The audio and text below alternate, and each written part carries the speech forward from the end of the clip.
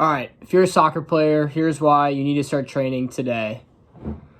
When you train and you work on your first touch, passing, shooting, every little facet of the game, you just build confidence to become a better player.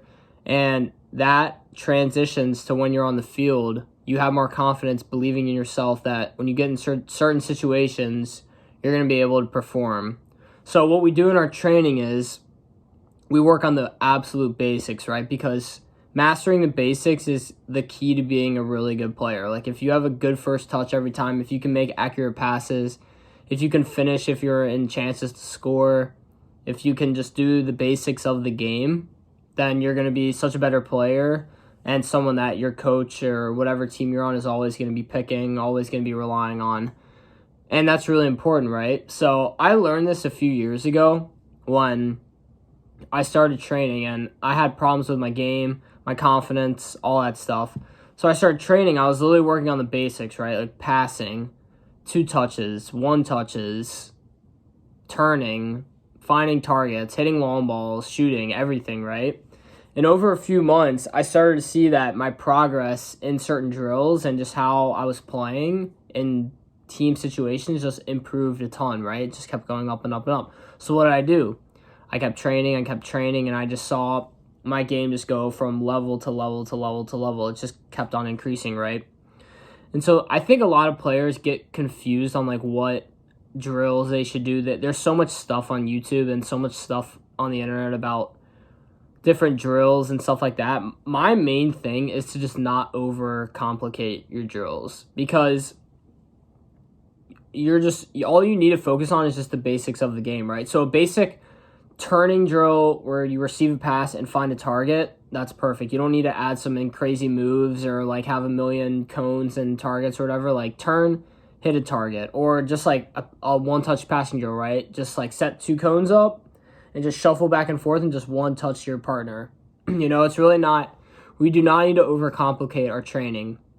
But when we do train, we need to take every rep seriously. That's a really important thing, because if we go out and we just kind of half-ass it and we're not really locked in when we're doing these drills, we're not gaining as much out of our training if we were locked in on every pass, every touch, all that stuff, right? So we need to be locked in during training. And training, it's literally everything. It's just working on the fundamentals of the game, you going off by yourself or with a partner or with a group of friends, working on your game. I'm telling you, if you go away for a few months, say you're on a college team, right? You go away for a few months and you just train a lot. Train, work on your touch, work on everything. When you come back in a few months, like your team is going to be like, damn, got a lot better. We got a lot better. It happened for me, I'm telling you. And it can happen for you guys too, because I was not a good player, bad confidence. And I think the main thing was, as I started to do the reps over and over and over again, like the basics, like the simplest shit you can think of, literally, like just passing and just dribbling and turning and first touch and all that stuff. I mean, I would literally go to a wall and juggle at it for like 30 minutes, like 5 times a week for a year, right?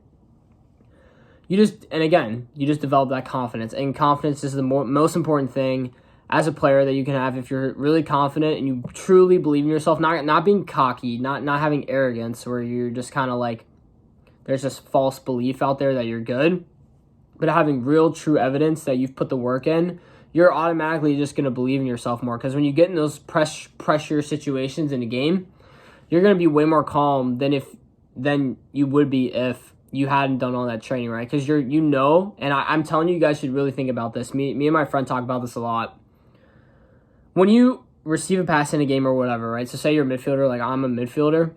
When I receive a pass in a game, like now, if I think I've done this thousands of times, right? So why is it any different? Yeah, there might be a defender like kind of running at me, but I've done this thousands and thousands of times. Like I'm prepared for this. Like I'm just going to take a touch. He might run at me, touch, quick pass. That's it, just boom, boom.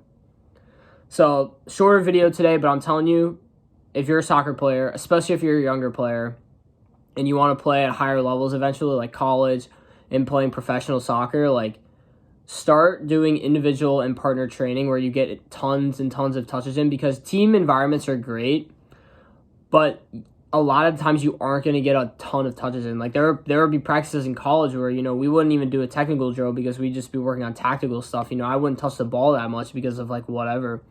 But in a technical session, like if it's just you or if it's you and a partner, I mean, you can get so many touches on the ball. And that's really important, right? We just want to get touches on the ball, comfortable with the ball. And again, getting that confidence in our head, believing that we're good players, all right? So that's going to wrap it up. Get your ass out there and train today, all right? I'm out.